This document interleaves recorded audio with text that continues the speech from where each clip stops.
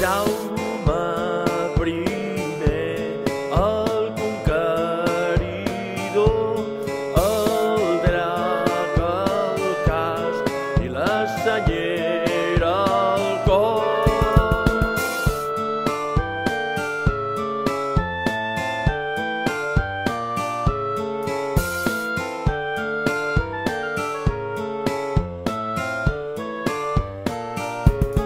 Jaume